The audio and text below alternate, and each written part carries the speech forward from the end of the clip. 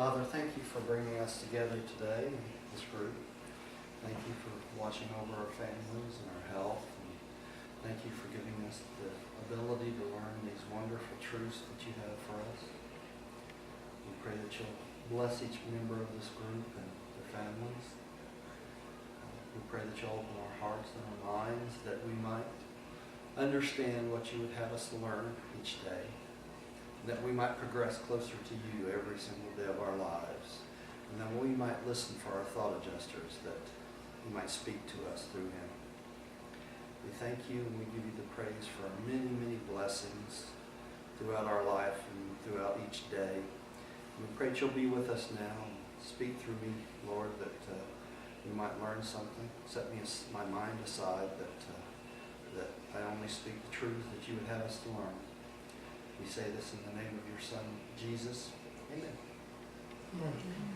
Hello, everyone. This is the 5th Epochal Revelation Fellowship, and today is June 30th, 2013. We got their year right today. Y'all notice that? That's good after 6 months. That's right. And if you're joining us from home on the video, you can find these slides just underneath the video. And we're going to try to wrap up this 12-week, even though it's only 11 weeks, session. Because we are going on vacation next week, and when we get back, we're going to start a new direction. So, which Gio, I wanted to mention to you before we forget and we get out of here today. When we come back in a couple of weeks, we've decided we're going to start meeting at my home. We knew that already. At 10:30, just like we do here. Okay? And we're going to go till noon. And we're going to study. We're going to start with the forward and go all the way through the book. At noon, we're going to stop and have lunch. Okay? And I'm just going to make sandwiches or something light that we can munch on. And at 1 o'clock, I'm going to start going over the Jesus papers and go for 1 hour. And I'm going to shut this off after 1 hour, okay? So that people that can come in the afternoon, that can't come in the morning, can at least join us for part of it, and vice versa. So in the afternoons, we'll be covering the life of Christ. I'm going to start with the 7 bestowals on the life of Christ. I believe that's paper 119, unless I'm mistaken. We're going to start at the forward on the other. So we'll go for an hour and a half on the forward, have lunch, and at 1 o'clock sharp, I'm going to start on the life of Christ, and we'll go for 1 hour in the afternoon. So I know some people can make half of it, some people won't make another half. People can just come and go as well as they need to, but that's the plan right now. Okay, and that will start the weekend of the 20th, I think, something like that. It will be the weekend of the 20th. We get back on the 18th, Yeah. 17th or 18th. Yeah, I believe it is. So. And of course, Rodney will be in Alaska. We're going to have several people Skyping in on Sunday again. Pam may be Skyping in. I think Rodney may be Skyping in. If he can draw it and get himself out of bed that early, it's awful early in Alaska. So, okay. So today we're going to start. We're going to take a little jump. The reason we're going to take a little jump, if I can get this thing going here this morning. There we go. We've gone through quite a bit of information in the last 10 weeks. And there's one thing I do want to make sure that I mention to prepare us for the forward. And that is the Trinity of Trinities. We talked a little bit about the absolute, a little bit about the sevenfold, the concept of the I am. And the triunities we've been going through on Wednesday night. We got all the way through the triunities on Wednesday night. So anybody that didn't get to see anything on that, you can catch that on the Wednesday night meetings if you'd like to go back and watch it. And also, what I'd like to do is go all the way forward here till we get to the Trinities. All right, we also talked a little bit about the triodities. The Trinities of Trinities, and there's 4 slides here I'd like to try to get through today if we can. So I may move fairly quickly. What slide is this? This is slide 58 in the book. So that's where we're going to start today. I give everybody a minute to find that. Is that past the 7 triunities? 7, yeah, Yes. the 7 triunities and the triodities. It's right past the triodities. And there's a reason I put it here. because it works in sequence with what we're going to talk about today. So I'm going to draw a little picture today. We're going to start out with this. Let me make this one red. When you think about the Trinity of Trinities, right here, see this on the chart, third level of Trinity of Trinities on the chart is up here. We're going to talk a little bit about that today. And you notice it's listed right underneath the I am. You see that? There's a reason that's there. First we have the universal Father, right?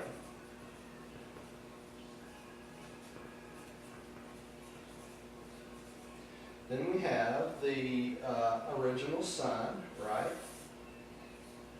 I'm just going to put Son, even though it's original. And then we have the conjoint actor, right?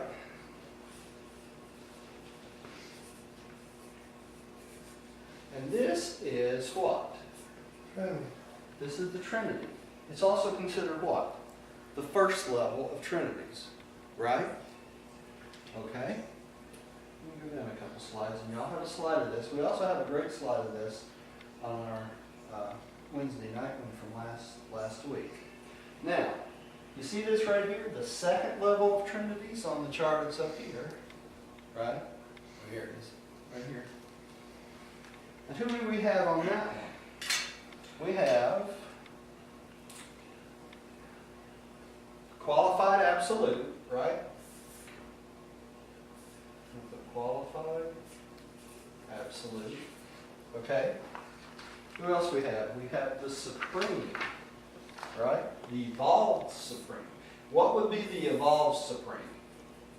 Well, that's The ultimate? after After this we reach light seven, life. After we reach light and life, right? The holy super universe, right? after it's matured. Right. And then what else do we have?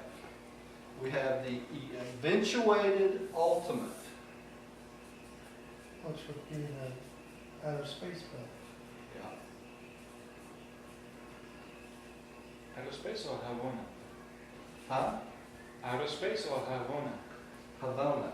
Oh, Havana. Yeah, the eventuated starts, it's transcendental, absonite deity. You see this? Okay? What did you call the supreme? You called it something different. Eventually. It's the eventuated supreme, or Evolved. evolved supreme. Evolved, that's it. Yeah, it's the experiential Yes. finite deity. Why is it the finite deity? Because it's the God of us, right? Yeah. All the finite universe, right? The deity itself is not finite. It's called the finite deity because it evolves from us, the finite, right? The experience of us. Okay? So that's two levels of trinities, right? Y'all follow me so far? Mm-hmm. Okay? Now, I'm going to throw a monkey wrench in here. I'm going to connect these two with a line. Okay? You gotta move out of the way after you're done. So you can see. I will. You see my little triangle there? Uh-huh. Who is this third level? What are you, tell me what you're connecting, because I can't see it very good. The Okay. main connections there. This is the first level. This is God the Father, God the Son. This is the original Trinity, right? That's God the Father. That's the God the qualified Son. absolute on the right. Right. And that's Okay. called the second level of Trinities of Trinity. Trinity. Which So is what again? this is the number 2 level. This is the number 1 level, right? And we have a number 3 level that I have in question mark here, right? And we're going to find out here in a few minutes. It has to do with the 7 absolutes, the ultimate integration of reality, which is what we're studying on Wednesday night right now, right? Remember that? Okay. And the postulated I am. I am. But they say it's 3 beings also. The point I want to make about this is this. You remember when we first started out 11 weeks ago, I said there were 15 triunities. Remember that? We have, let me make this another color so you can see it good. We have 7 triunities that we have studied, right? Mhm.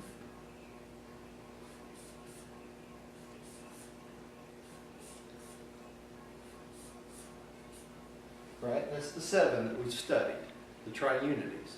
You remember what the triunities are? They can have deity and they can have non-deity, right? Remember that? They can have what? The unqualified absolute involved, right? So these are known triunities. They tell us about the book, right? I'll move it in. You mean non-deity? They are known deities because they tell us about them. We know Oh, about known. them. Known deities. And each one has the first source and center in as Involved in it, right. If it's a triodity, it doesn't have the Father involved, right? But it's a triunity, so who's always involved? God the Father, part. Yeah. right? Mhm. Okay.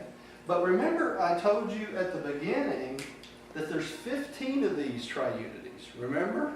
Mhm. So we have basically 8 more that they did not tell us about, did they? So we have no concept of why they didn't tell us or what they are, but these are, I'm putting question marks in these, okay? Okay, so there's 8 more that they did not tell us about of the triunities, right? You gotta add one more.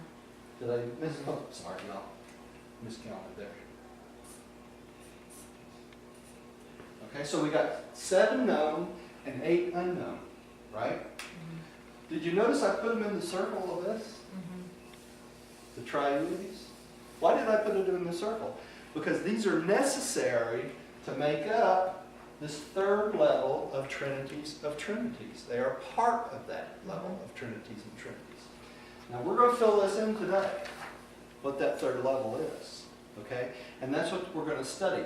But this is the concept I want y'all to get. We have a 1st level, the 2nd level, and a 3rd level, and all of these make up the Trinity of Trinities. That makes sense? Right, now, how does it relate, or can we relate in some way to the sevenfold? In a sense that those levels are different levels at which we'll encounter them or something like that? The 7-fold we will encounter, but this we will not. This is ever. We are part of this. How are we part of this? Because of the Supreme. And we're going to find out this evolved Supreme here is involved in also the 3rd level. Okay? But because of this, notice I put the evolved Supreme right inside the big triangle. Why did I put it in the inside, not out on one of the edges? Because we are right in the middle of this Trinities of Trinities. Do you see that? Mhm. We're involved in it. How are we involved? Our experience adds to the Supreme. The experiential part of our life adds to the Supreme. So we, in essence,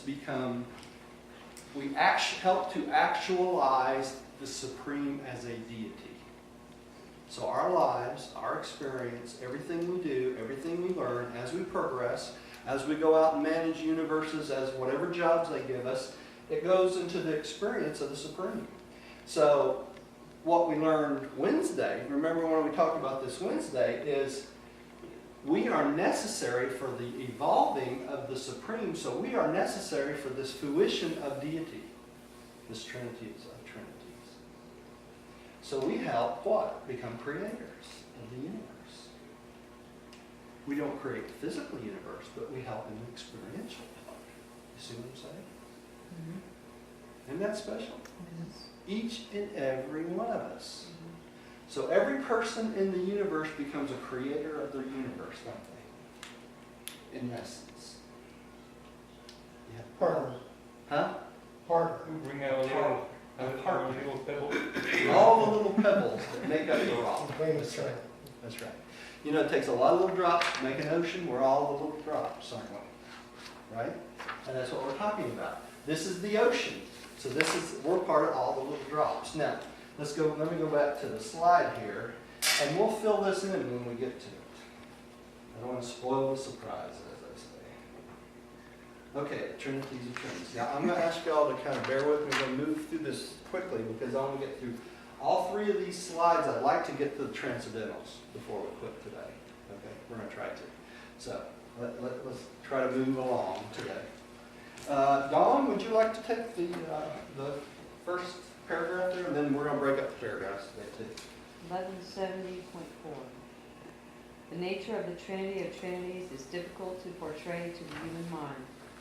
It is the actual summation of the entirety of experiential infinity, as such is manifested in a theoretical infinity of eternity realization. In the Trinity of Trinities, the experiential infinite attains to identity with the existential infinite, and both are as one in the pre-experiential, pre-existential I am. The Trinity of Trinities is the final expression of all that is implied in the 15 triunities and associated triodities. Finalities are difficult for relative beings to comprehend, be they existential or experiential. Therefore must they always be presented as relativities. Okay, so what did I forget out of this triangle? It just told you. For now? The triodities, right? Fine. So we only know of the two triodities. I'm sure there's more, but they only told us about true. So that's what this little space down here is for, right? These are for the triodities, right? Now how is the triodities involved? It's the same process, right? I'm moving my slide around here.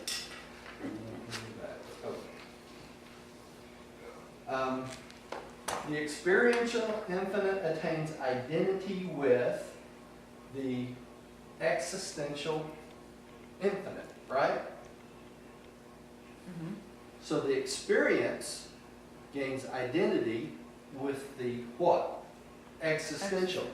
Always had been, always will be, right? So you add the experiential and you add the what? Existential. It takes up all of creation. So that's why this Trinity concept is so important. It's the fruition or the totaling of all reality. All right, all deity, all finites, all transcendentals, all absolutes, all everything. Okay? And that's what they're talking about here. So, you take the final expressions that all that is everything. That's a difficult concept for human beings. That's what they're talking about here, right? Be existential or experiential. Therefore, they must be represented as relatives. In other words, all this is relative to this, right? Mm-hmm. We can't hang our hat on any one thing in here because we don't have a total comprehension of any of this, do we?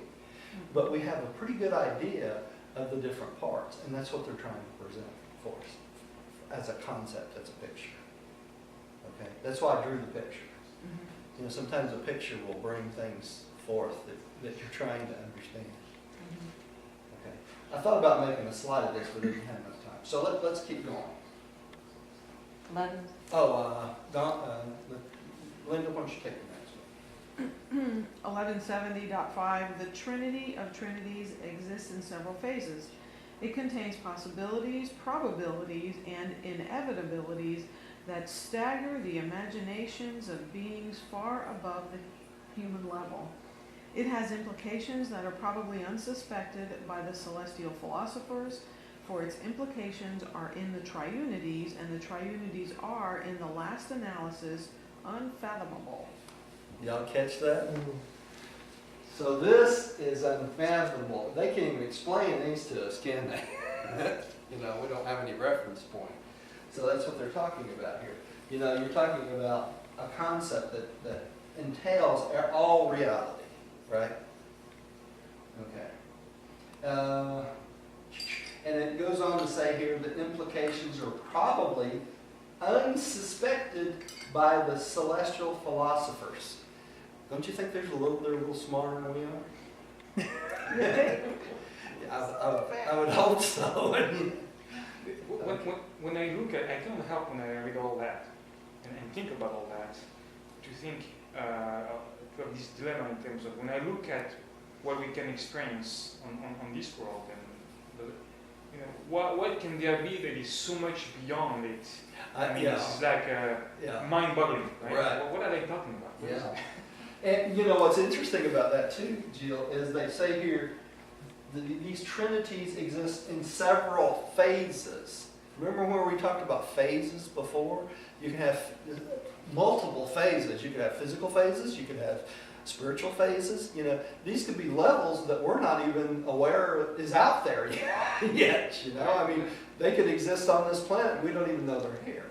You know, so when you think about this concept of totaling reality, all reality coming back to the I am again and again and again, it is unfathomable to us. We don't have any reference point for it, right? So, really makes you, it's kind of wild. Diane, would you take the next one? 1170.6.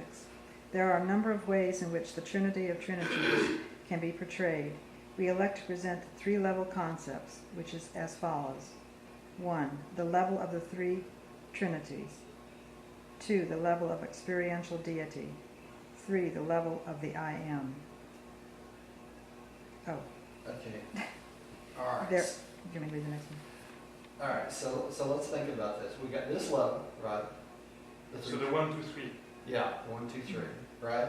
Level of the three trinities, the level of the experiential deity, everything that's experienced. Then we're talking about what? The supreme and the relationships with the supreme is right here. The evolved supreme, the eventuated ultimate, and the consummator of the universe. This is the absolute trinity here because it involves the supreme, right? But what else does the supreme involve? This other one, the second level, the qualified absolute, right? This is what's interesting is these other trinities they're talking about here always comes back to experiential, doesn't it? It's such a big part. So we're a big part of making this coming into existence. And the level of the I am itself, right? This up here. The third level of the trinities of Trinity, which involves the I am, the Father himself, right? Okay. So When they say the I am, what's the difference when they say the I am and the universal Father? because the concept of the I am is pre-existent of everything. Pre-existence of the Father and the Son, pre-existence of the Spirit, even though they say that's never been, but that's the concept they give you, is that the I am has always been there, will always be even before everything else. And that's why they always come back to the universal Father. They explain to us that the Trinity is existential. It's always been. But how could it always be if the Son is actually a son of the Father? The only way you can get this in your mind is the fact that the universal Father existed first and split himself to make the Son. Okay? So the Son is basically the Father taking a fragment of himself. What does that sound like? Thought adjuster, doesn't it? Okay? He takes a bigger fragment of himself and creates the Son. He takes another fragment of himself and the Son to create the conjoint actor.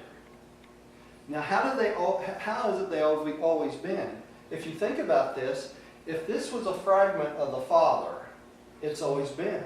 It's always been part of the whole. It's always been part of the whole. If this is a part of the Son and the Father, it's always been part of the whole. So that makes it what? Existential, doesn't it? It's a fragment of the whole. Now, I'm going to give you all a big leap here. Think about your thought adjuster. Get your goose pimples, doesn't it? Because the thought adjuster has always been. It's existential. Right? So what does that make us when we fuse? Eventuated? I mean, on some level? If we Just like the Son. Yeah. Right? We become, in a sense, existential. We have a beginning as a finite being, but the Father part of us has always been. So we will always be from here on out. Right? It's the Father fragment If you do not recognize that you're a son of God, and how do you do that? Through Christ, right? Christ is our Father, Creator, the direct descendant of the Son.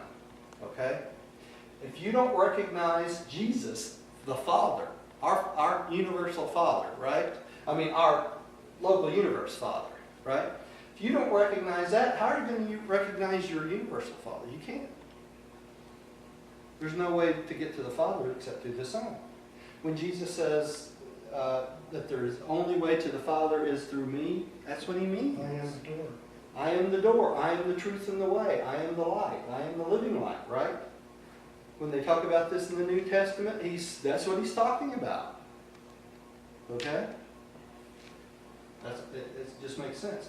But this concept of the existence before the Son is the I am. The I am existed before all else. It's like the undivided Father. It's the undivided Father, the pre-Father, right? If you want to call it that. It would be pre-existence for everything. When he was single. When he was single, right? Before he divided himself and made the Son, right? Very good. Yeah.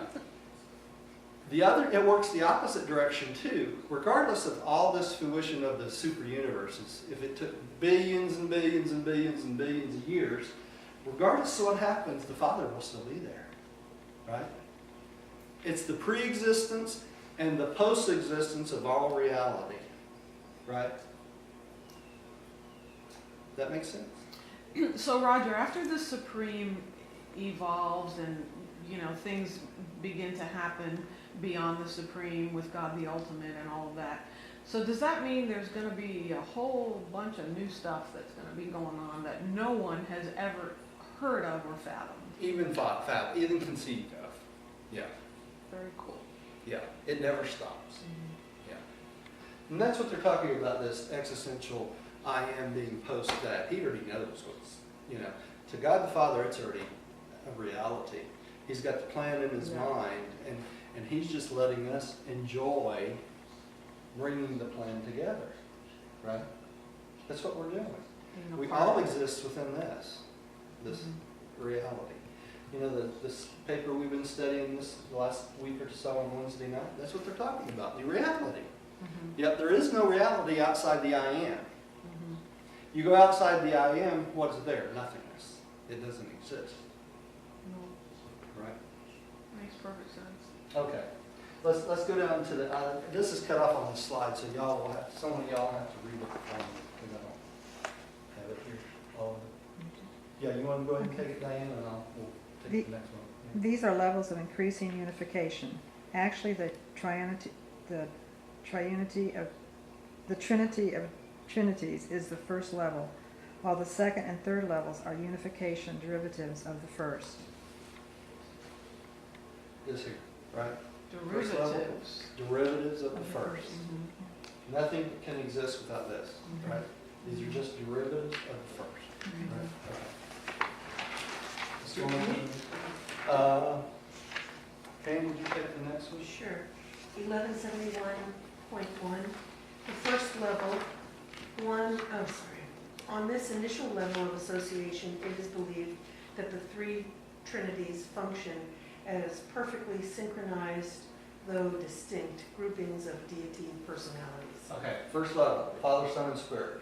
They work together and they can work separately, right, as personalities. Okay?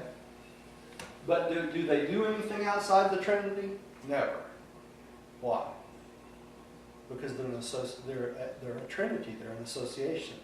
They have jobs, each one of them do, but they do it within the realms of the Trinity, right?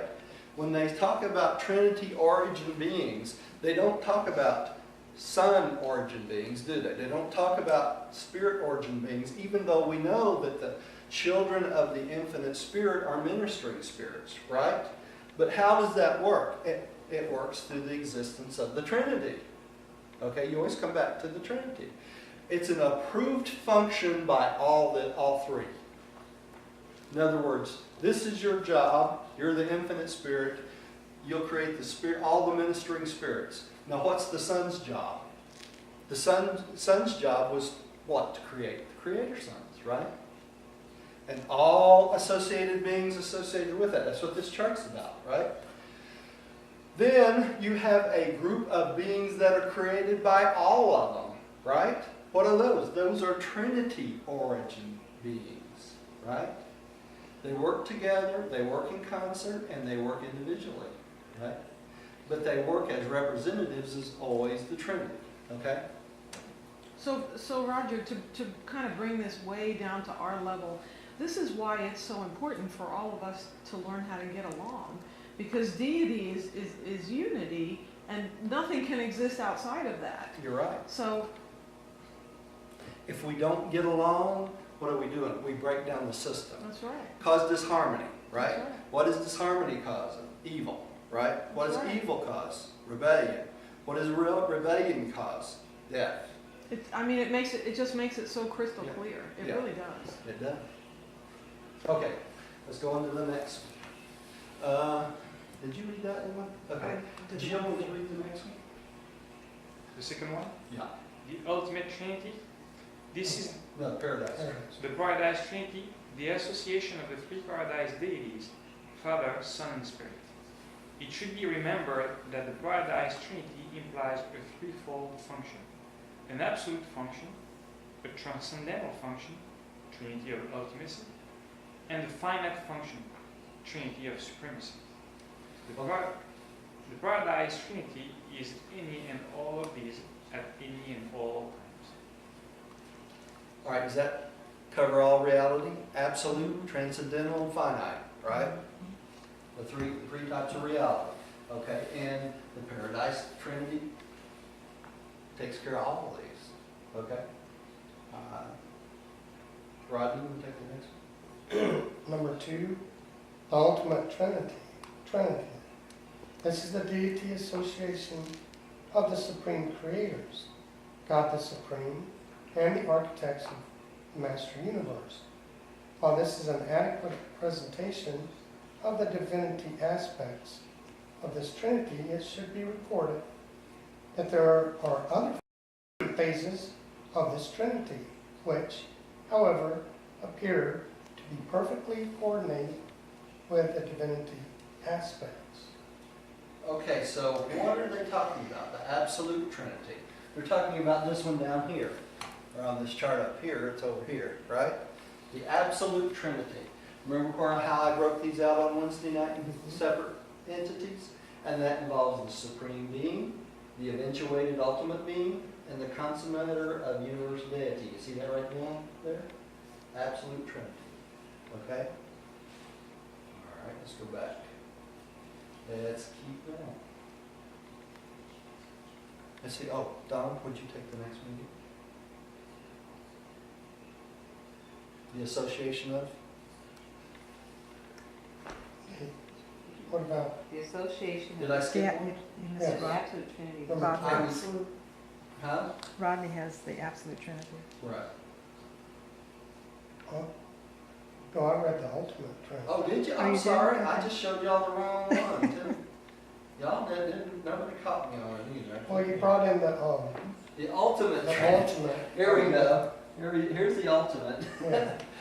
I'm losing my mind. 7 supreme creators. Who are those?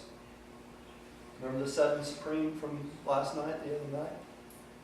That would encompass the 7 spirits, 7 master spirits. Okay? The 7 master spirits, the creator sons, the creative mother spirits, the ancients of days. Remember that? From that chart the other night? Anybody? Mm-hmm. Yeah.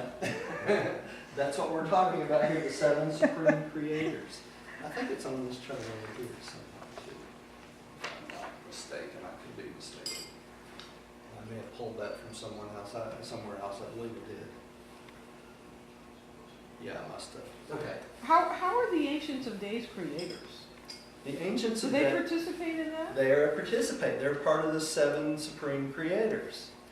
They're part of the breaking down the chain of command from The levels. the levels.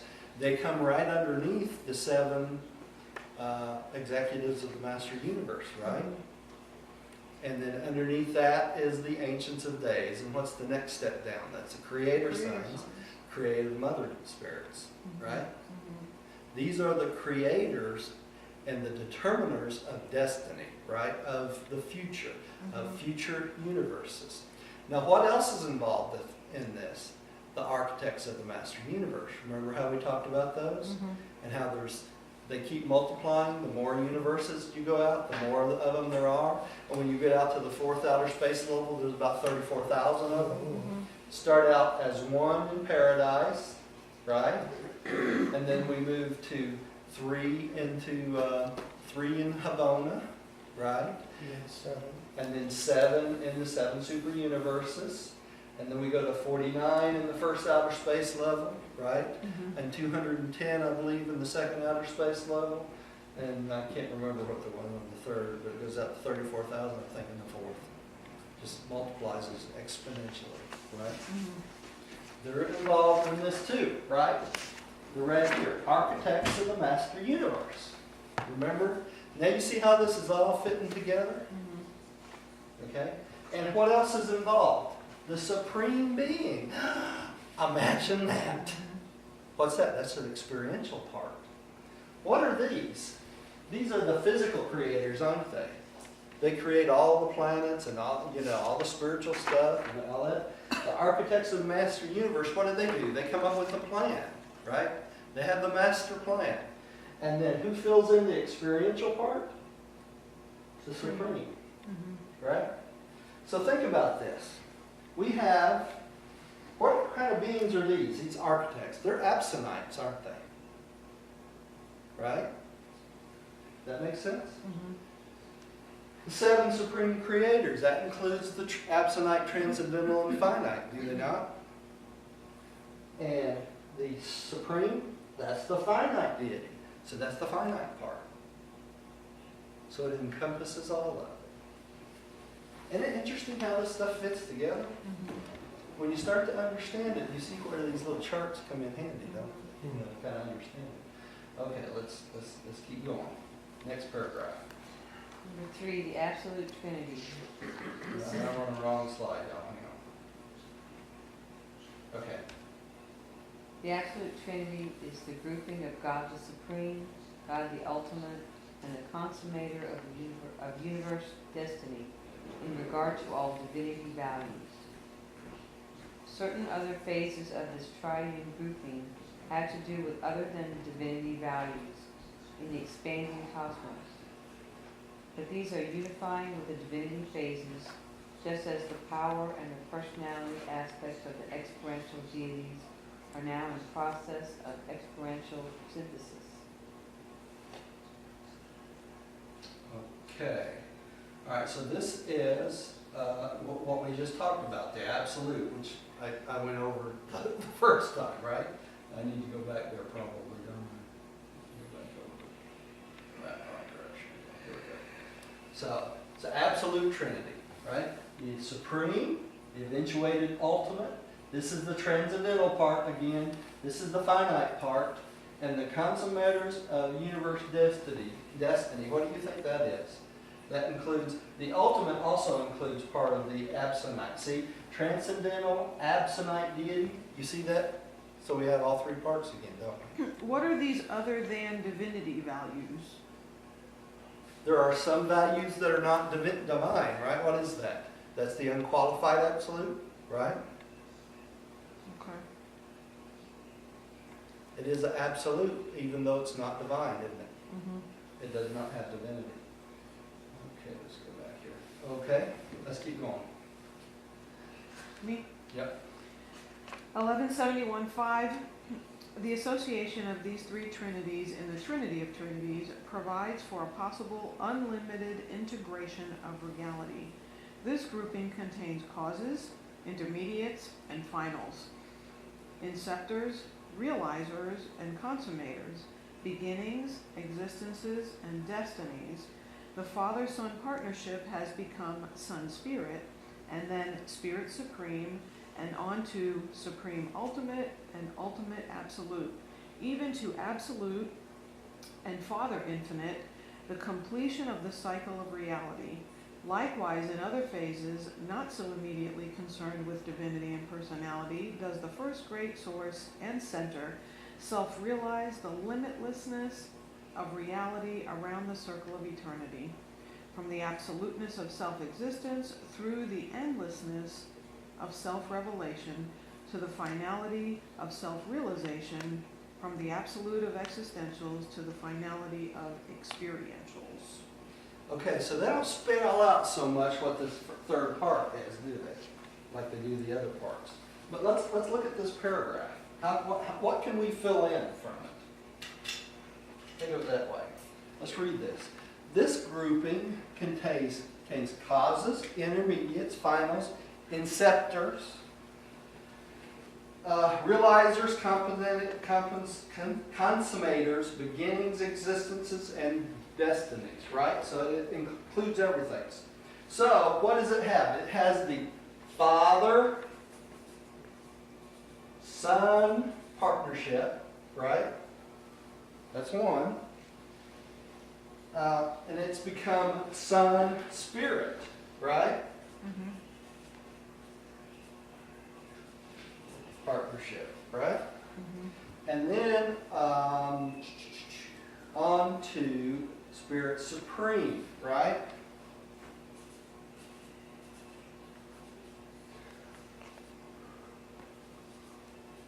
And we have to infer this because they don't actually explain it like that.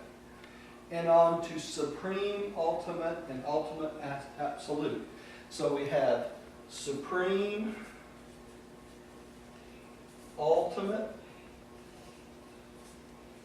and Ultimate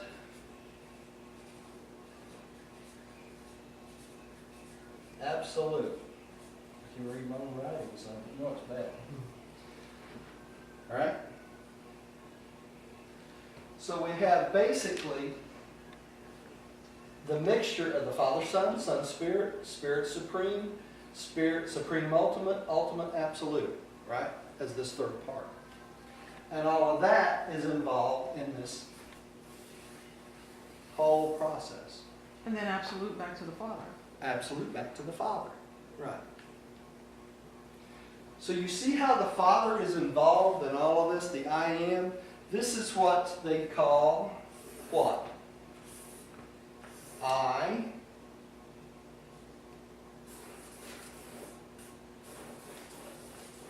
am all of it, right? Mm-hmm. The I am overrides everything. It's involved in everything. There is no reality outside the I am. So why do we call him the first source and center? He's the cause, the beginning, and the end of all of it, right? The Alpha and the Omega. See how all this old Bible stuff comes in here, right? The beginning and the end. This is how God the Father becomes the I am. I am that I am. Poor old Abraham could have sure used this, couldn't he? And Moses. Moses, yeah. Moses said, huh? You're what? Huh? I'm supposed to go tell him what? I'm supposed to tell him what? Seems to me that the I am is everything, and everything has to be described by different slices and dices of that, different perspectives of that whole thing. And it's one step more than that too, though, if you think about it. It's a personality of a father. You know? It's like this first primordial force of everything, and yet it's got personality too. It's got the personality of the Father. Just because the I am goes through all of this, you can't take away from this, the universal Father. Because nothing can exist without the I am. Nothing can exist without the universal Father. Because without the start, there would be no Trinity, right? Without the Trinity, there would be no Son. Without the Son, there would be no Creator Sons, right? Without the Creator Sons and the local universe mother spirits, there would be no what? Us. No, right. But he still delegates some roles to others, whether it's at the level of the Trinities or the lower levels. Right? That's right. This is why, as part of the big circle, the I am as the whole, he's not the whole thing, because he is bad, he delegates the other pieces that That- I described. Yeah, that's exactly right. Exactly right. Just like a good manager, right? Always delegates what he can. When he could do it himself, but he delegates it to what? His children to do that. Right? This is management 101, right? Well, No, I really is. I mean, it's, Yeah. Get Well- children to do much, that's good luck with that. Yeah, Yeah. I spoke of a man doesn't have children. that's really funny. I was talking with my daughter about But with that the last night. perspective of, as a manager who tries to have the others do those tasks for the benefit of them in terms of learning, not for the benefit of me and harvesting the fruit of your work for my own ego, for my own, Yeah. which is, we unfortunately in our world, we live with that.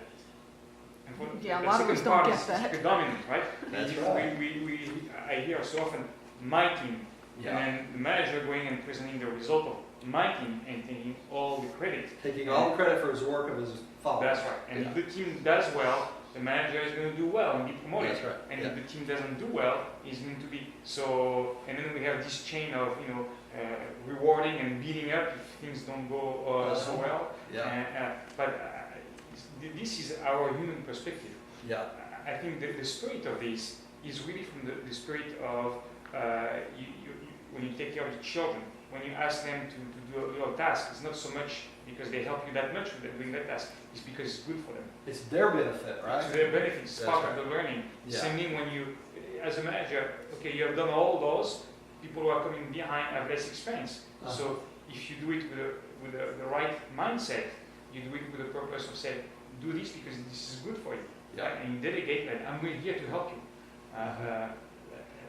And if you take that one step further, Jill, if you think about it, what does the Father require of us? One thing, right? Father requires only this, Do his will. worship of Him.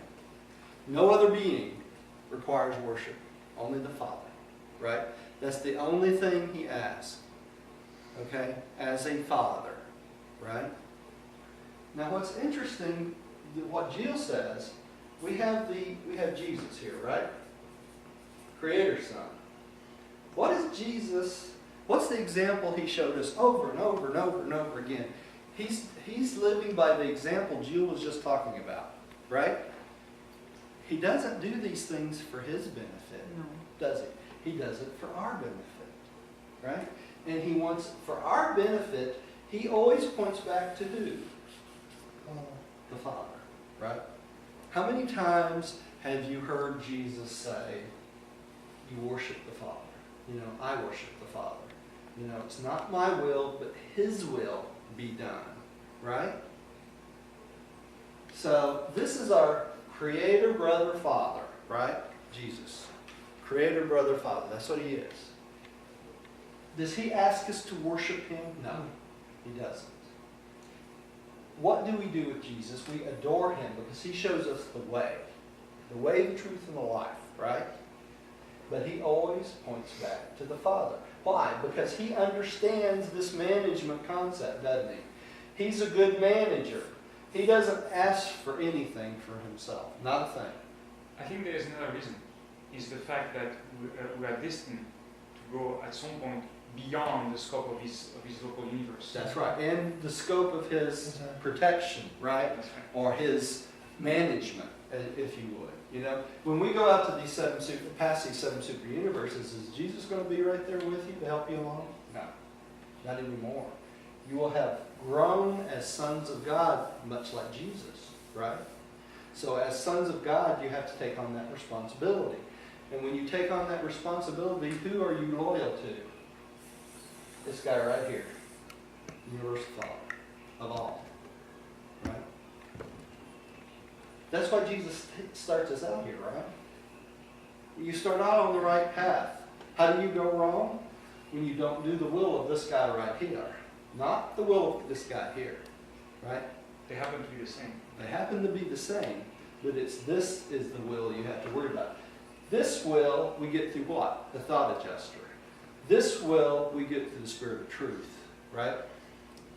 It's trying to teach us, right? That's the difference. Now, if you've seen me, you've seen the Father. Is that true? Yes, of course it is. You know? So if you worship Jesus, do you worship the Father? Of course you do. He said he was the perfect example of Mm-hmm. obedience That's right. to do the Father's will. That's right. Any worship you send up here, if you worship and adore Jesus, He sends it right on to up here. Okay? Now, when you pray locally, where do you go? It goes right here. Jesus. Right? If you pray for something, if you pray for health for your family, for food for your table, for a spark plug for your car, it's handled here. Right? If you pray for wisdom, that goes on to where? Up here. Because that's a worship function. Worshiping wisdom. Right? If you are living, functioning outside of the will of God, are you heard? Are your prayers heard? Yes, they are. The difference is this. They are stopped here at this local universe and determine what it is you really need. Right? Stuff that does not concern the Father doesn't go on to the Father. Okay? I mean, it's just, can you imagine 10 gazillion people all asking for winning the lottery at the same time? You know, God has got enough to think about running, 7 super universes. He don't have to worry about our little petty things, All that stuff's handled right here. And of course, if you pray the Lord to win the lottery to Jesus, Jesus knows that that's not what's best for you, so it's going to be ignored. It's going to fall on deaf ears. Yeah, but somebody's got to win it. Yeah. I know. Okay. No, I have a slightly, this perspective, there is something that doesn't jive with me. So tell us. In terms of the spark plug or the food on the table, the way I see it is worship is about, the universe has a purpose. And so either you want to be part of it or not. So this worship is about, okay, what is it?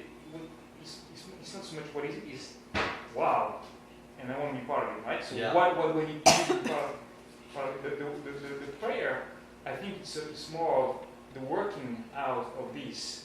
And The details, right?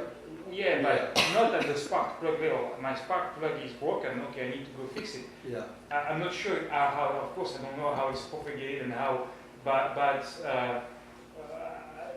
think it's there are many levels that I can describe, but it's about the cooperation, right? Mm-hmm. And And the purpose of what you're doing, right? And why are you asking for this? Now, if you pray for a spark plug because you're a servant of God and you're out in the middle of nowhere and you've got a truck full of baby children that need to get to a hospital, that would be appropriate to ask God for a spark plug, wouldn't you? I mean, I could see the purpose of doing that. But if it's just because you need a spark plug like you were talking about, if He could answer you directly, He'd say, get off your butt and go buy yourself a spark plug. that's right. Yes. You're expected to do something. Exactly. Yeah. Yeah. It's materialized for you right where you are. That's right. And I think to come back to what you just said, I think that resonates much better because it's about I have a problem. How do I go by solving that problem?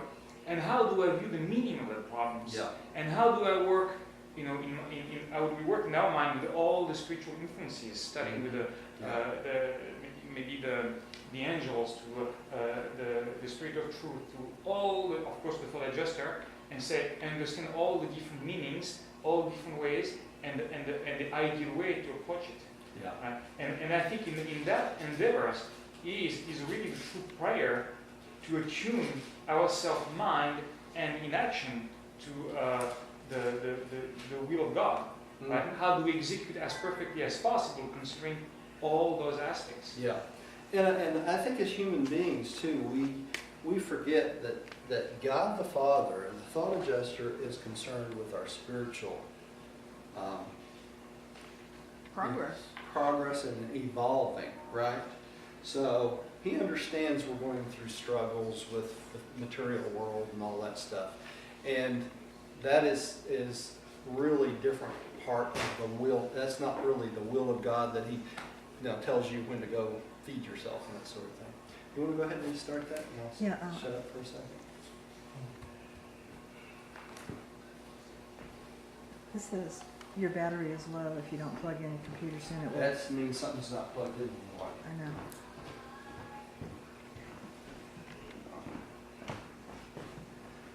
That stripper's off down there. Turn it on. I think it turned on. Yeah. And then just hit OK up here.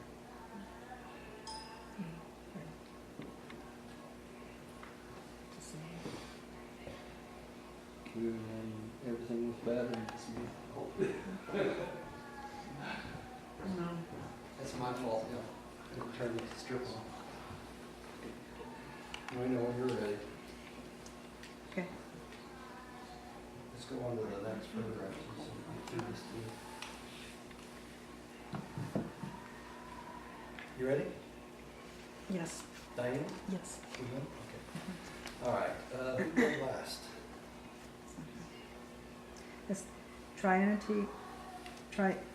Trinity of Trinities, the second level. The second level, the coordination of the three Trinities inevitably involves the associative union of experiential deities who are genetically associated with these Trinities. The nature of the second level has been sometimes presented as 1. The Supreme. This is the deity consequence of the unity of the Paradise Trinity in experiential liaison with the creator, creative children of the Paradise deities. The Supreme is the deity embodiment of the completion of the first stage of finite evolution. Okay, so they're coming back to the second level here. And if let me go back to, I hate to keep moving back and forth, but. Okay, so they're talking about the second level right here. You see this? Supreme being, the qualified absolute, and the ultimate absolute. That's what we're talking about here, okay? Okay.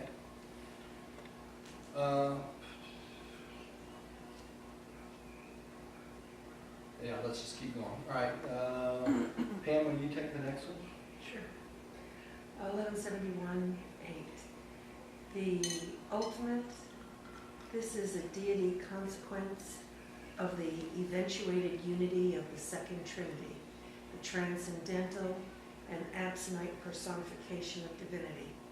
The ultimate consists in a variably regarded unity of many qualities, and the human conception thereof would do well to include at least those phases of ultimacy which are control directing, personally experiential. Experienceable. Sorry. You know what, if someone else could finish, I don't have my glasses and Oh, these are okay, not I'll finish this. the right ones. Intentionally unifying, but there are many other unrevealed aspects of the eventuated deity. While the ultimate and the supreme are comparable, they are not identical. Neither is the ultimate merely an amplification of the supreme.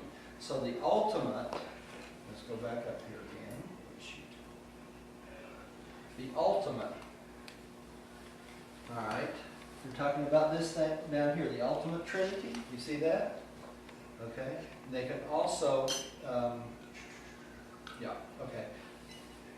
Right here. It's basically saying it's not just a amplification of the Supreme Being, because that's the only deity they mention here other than the creators and the masters of the art, the architects. Okay. So, we're talking about the second level here, right? Let's go back one more time.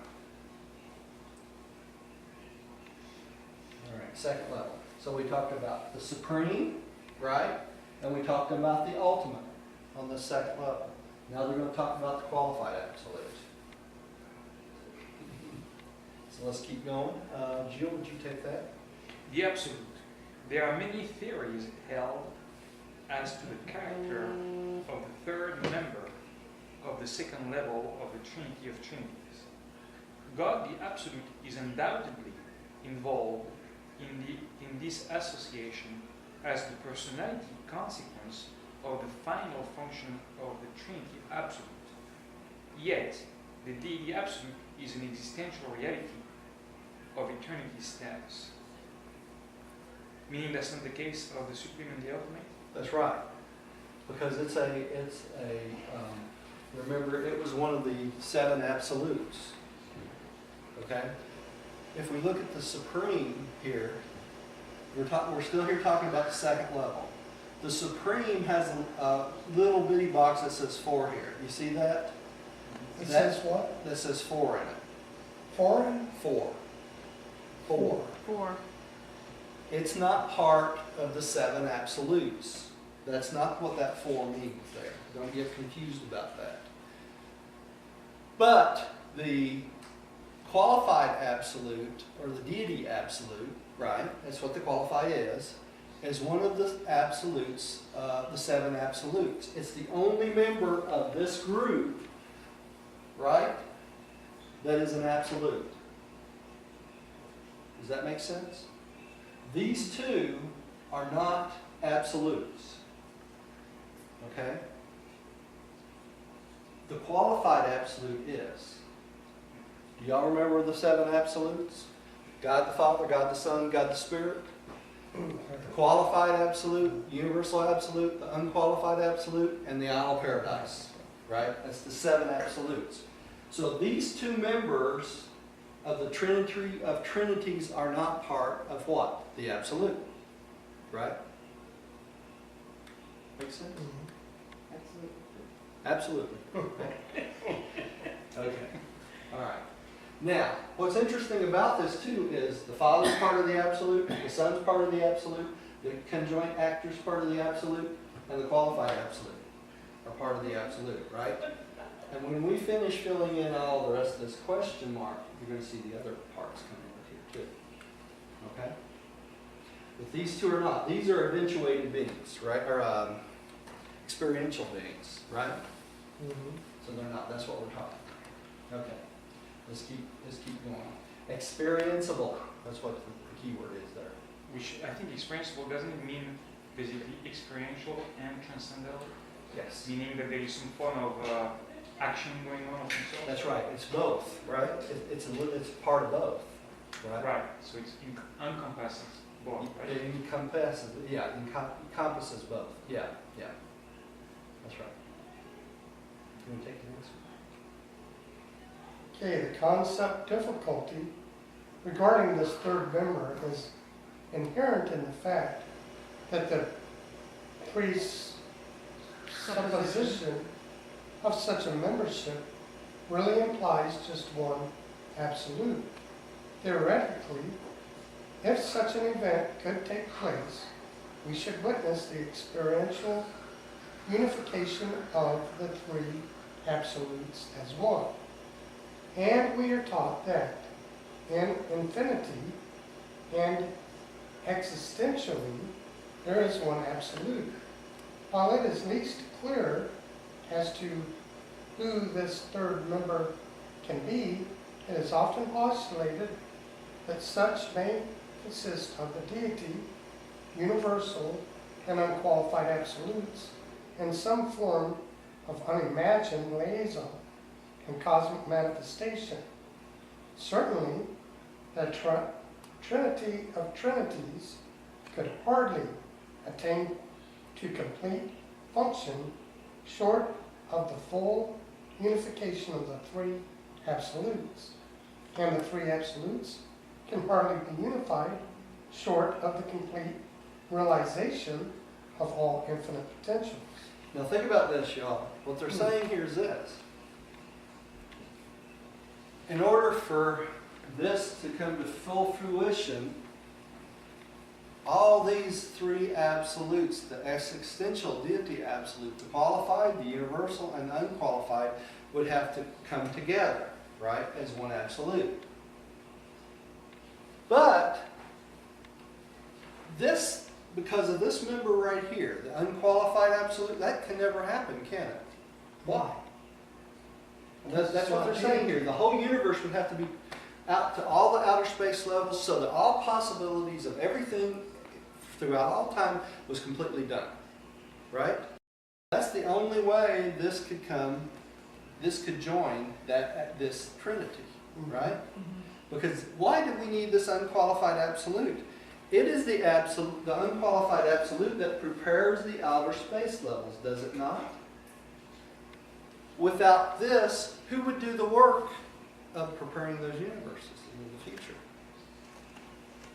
You see the catch-22 there? So for these three to come together, that means all reality would have to be finished for all time, forevermore, right? What would that mean? That means that all 7 of the super universes would have to reach light and life. All 4 of the outer space levels would have to reach light and life. And whatever's All possibilities beyond the 4 outer space levels would have to reach light and life. All these things would have to happen before this could come to pass. So it's not going to happen in the next day or two. It's probably never going to happen. I guess one of the questions I would have is the unqualified ever gonna get qualified? No, He never will. never will. As long as there's growth in Okay. reality, the qualified will never be qualified. If What the makes the unqualified- qualified qualified? If the unqualified can't qualify, that would be the end of the It's not story. unqualified. That would be the end of the I guess. story. Well, It would become part of the universal or the deity absolute, right? Right, that's why I brought it up. Because if the unqualified was qualified, it would have to have what? Deity, right? And the unqualified does not have what? Deity. What controls the unqualified? The I Am, God the Father, first source, right? That's the only control of the unqualified. Or, if you will, the Paradise Trinity. Now, why is it the Paradise Trinity, not just the Father I Am? Because the Father does not act outside of what? The Trinity, right? But that's what controls the unqualified. Does that make sense? but it seems to me, if I understand one thing correctly, is that when you are the existing, those who are at the absolute level, so like on paradise, the paradise kind of beings, Yes. I don't think they see it that way in terms of, okay, well, you'll never be done, or I think they see it as the whole already being done already. Yeah. So it's there. It's like the loop over there seems to be, or as far as I can understand, be completed. Yeah. Whereas from our perspective of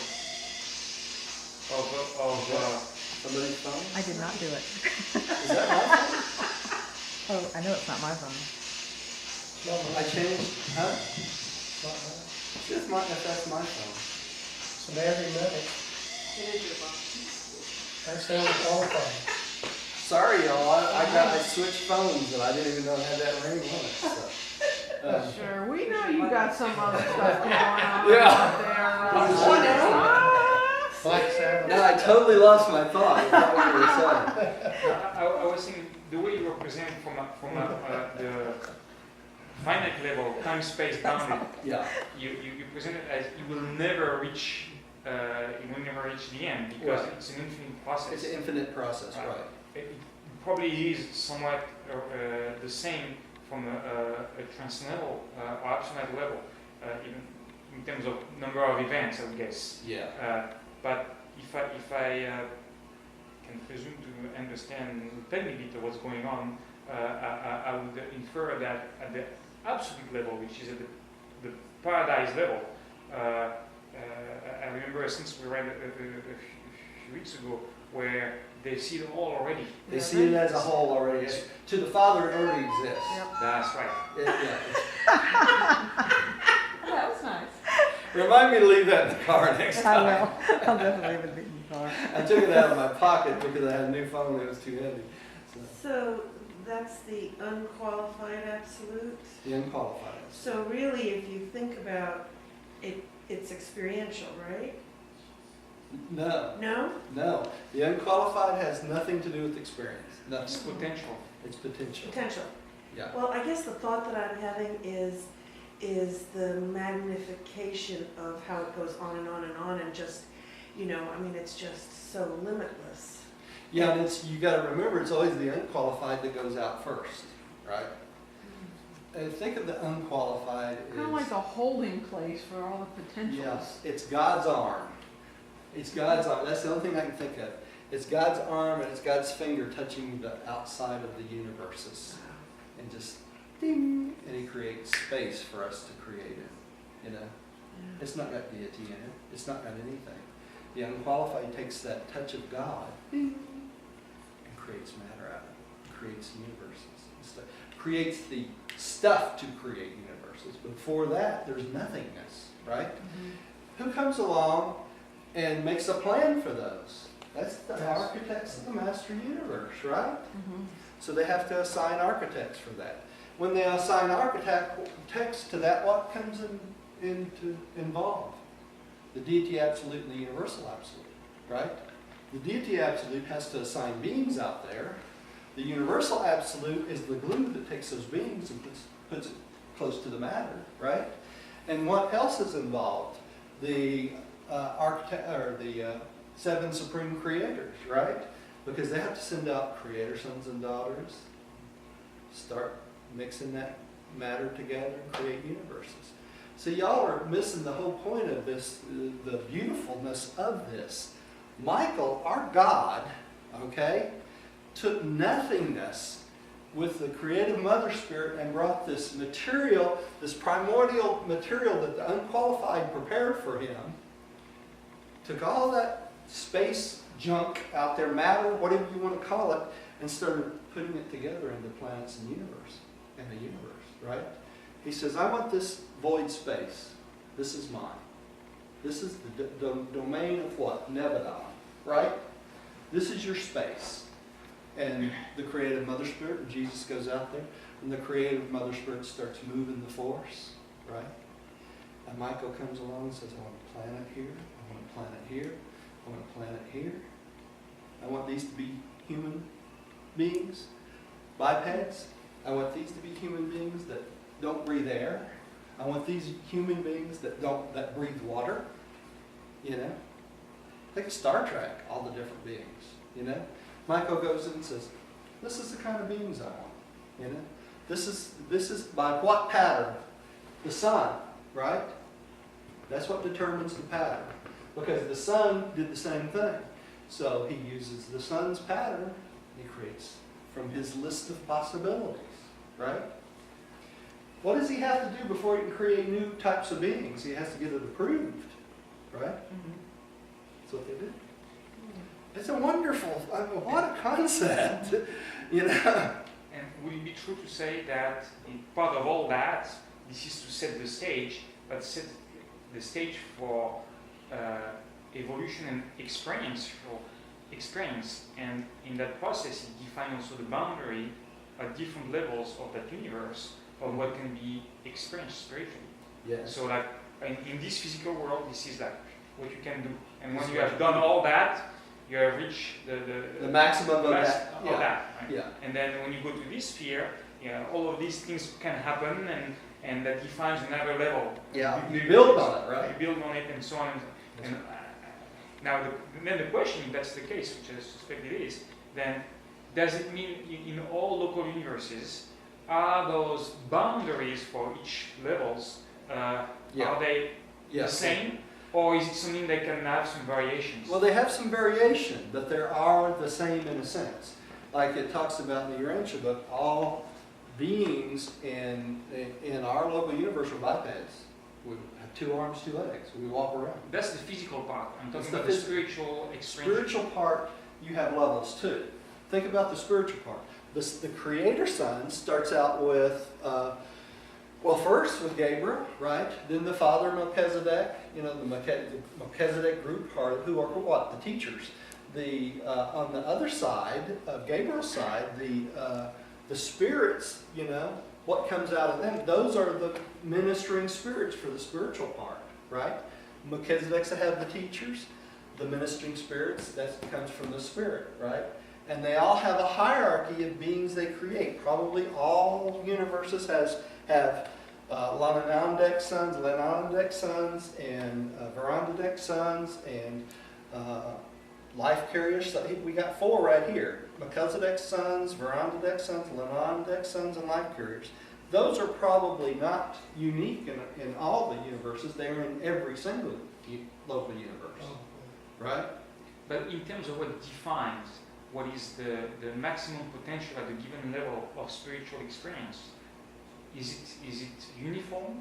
It's Or uniform. It's uniform across, at what level is it uniform? At the Super local- universe level. At the super universe. So, so all planets, all local universe, all within have like all Some variation of these beings. variations, but that's the. I'm not Yeah. sure what's the implication and the meanings of being breathing Well, or breathing or. These or are spiritual- probably pretty standard. The spiritual beings are probably pretty standard across all the universe. Okay, the physicality of the beings are going to differ depending on the planetoid, gravity, a lot of different things. We're going to have short beings, tall beings, depending on how much gravity there are. A lot of variations that way, but they will all be basically humanoid type beings. You're not going to probably have being, they say we're all bipeds, so unlikely you're going to see somebody walking around with 8 legs or something like that. All bipeds in the super universe? No, they're local In the universe. I don't local know about the super universe law. Yeah. Okay. Because they have to follow a pattern. And who determines the pattern? The life carriers, right? But what is the impact, the spiritual impact of this physical pattern? That whether you are a biped or a triped or whatever, what's the impact? That's where the experimental planets come in. See, we are an experimental planet. Every 10th planet, they're allowed to experiment with the life plasma a little bit, okay? And that's what we are. So we may have some variations that are a tad different than other planets. You know, we might have hair, another planet doesn't have hair. We might have a short nose, another planet has long nose. You know, who knows? They may look like cats, we look like people. You know, it could be dozens and dozens and dozens of things. The fact that we're an experimental planet, the fact that we look humanoid might be unusual to the rest of the super universe. You know, the rest of the universe may look like like the grays they talk about, you know, in Spacemen. You know, that may be the way the rest of the universe looks. We're the exception because we're an experimental planet. We don't know. You know, we just know that they can manipulate the DNA a little bit. So, and I'm not going to make it through this because it's almost 12 o'clock. But that's all right. How much more do you have? Too much to go. It'd take me another hour to go through this. Oh. So, I was kind of hoping to speed it up a little bit, but that's not going to happen. But we are going to get to this, though. Don't worry about it when we go through the forward. See, this is preparing us for the forward. Let me see. Take a quick look and see if there's something I want to mention here.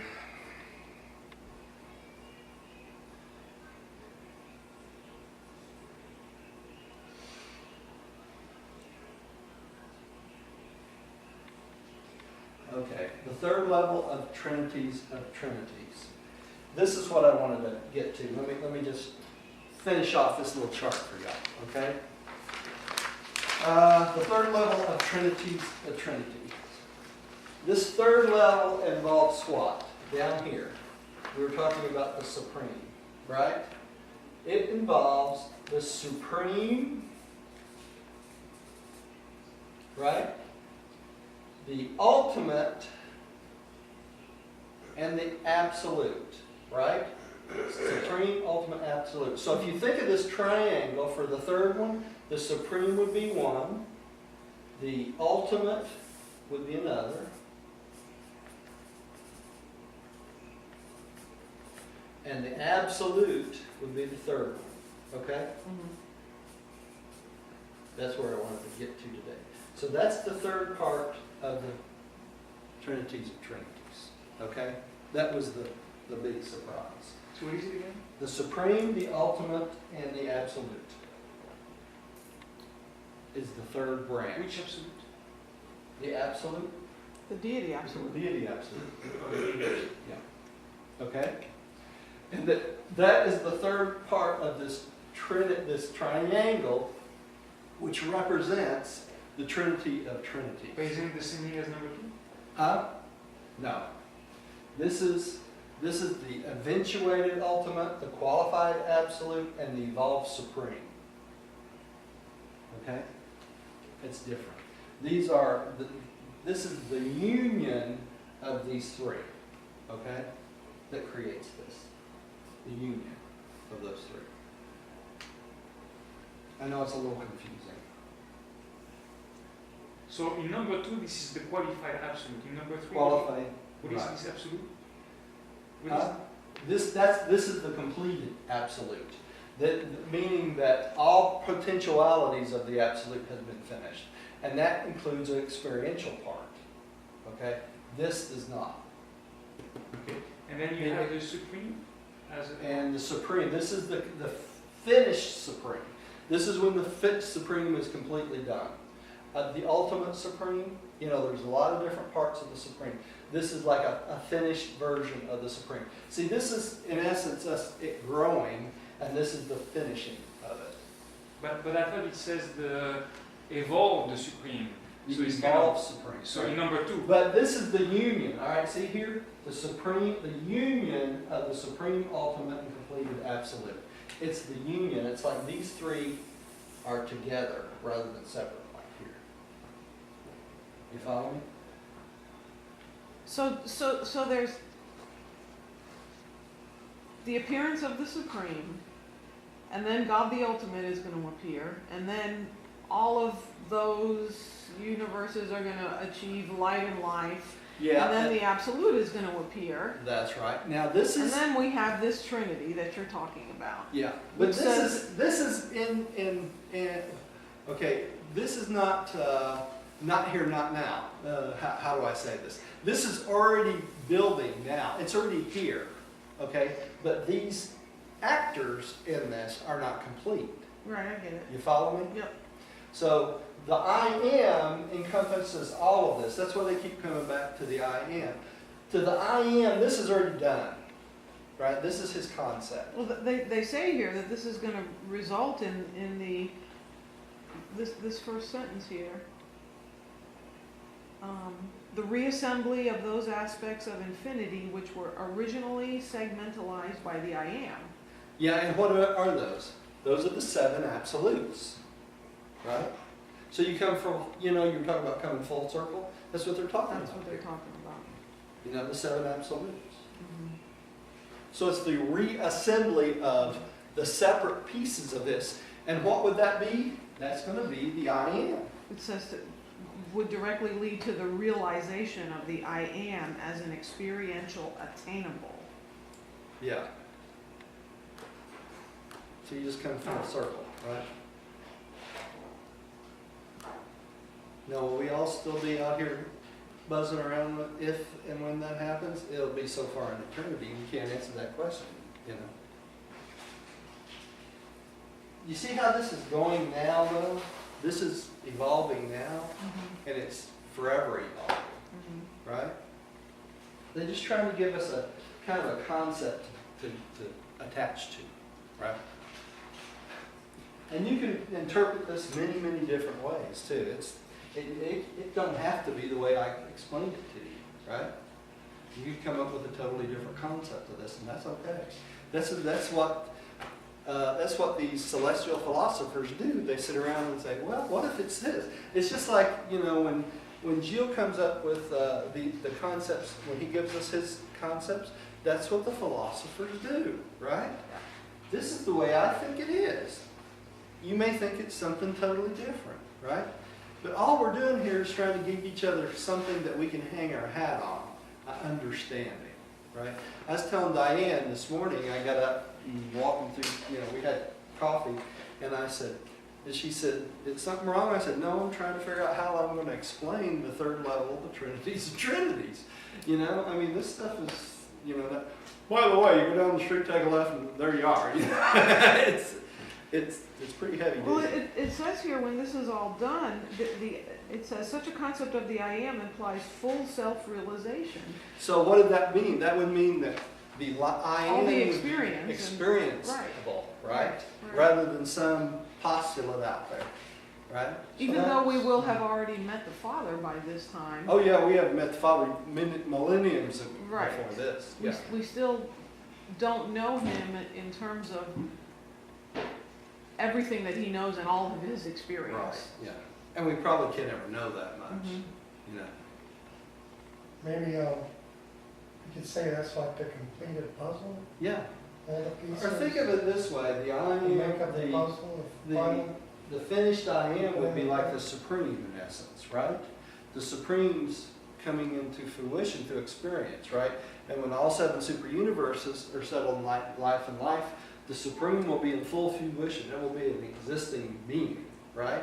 And that's what they're talking about, the Father I am, And when this happens. will the ultimate ever be coming to full Yeah, fruition? yeah, Ultimate will. yeah. That's how the absolute, That's how Eventuates, right? Eventuates, that's right. yeah. Well, then there must be more after that. Of course, there's always Turn the more. page. Turn the page. Paragraphs, that's quite a bit. Yeah. Yeah, let's read this last paragraph here before we quit. Yeah, eventually. Rodney, you want to read that for us? Which one then? The very last paragraph? 1173.1. Yeah, as we philosophically conceive of the I am in past eternity, he is alone. There is none beside him. Looking forward into future eternity, we do not see that the I am can possibly change as an existential, but we are inclined to forecast a vast experiential difference. Such a concept of the I am implies full self-realization. It embraces that limitless galaxies of personalities who have become volitional participants in the self-revelation of the I am, and who will remain eternally as absolute volitional parts of the totality of infinity, final sons of the absolute Father. Oh. So they become volitional. They have free will, right? They have will, right? And that's, as in the past eternity, he is alone. There's none beside him. So God doesn't change, does he? Even if he gets to this point, this is all done, he's got all the experience, will God be different? No, not the I am, not the Father. He'll always be the first source and son. Okay, y'all. That wraps up our little 11-week. We really got all the way through this, didn't we? We gave it a good try, anyway. We will cover everything in this chart as we go through the book. Everything. This chart's going to be available at my house when we start meeting there all the time. So anytime y'all want to come and study it, you know, we have our breaks and stuff, you're welcome to it. They will be up. And the next time we meet, which is, look on that calendar and see which the next Sunday after we get back is. Oh, okay. Should be right there on there. Can you see it? I'm moving into, I think it's the 21st. actually, it'll be the 21st, it's Sunday. 21st, Sunday the 21st, we'll 21st, be yeah. meeting again. That reminds me too, y'all, we will meet this Wednesday online, and then after that we will have probably 2 weeks Wednesdays we won't meet either unless I get back early enough the following week. I'll send out a notice to y'all. Okay. Thank you for joining us. Please come see us again. Let's say a little prayer before we quit.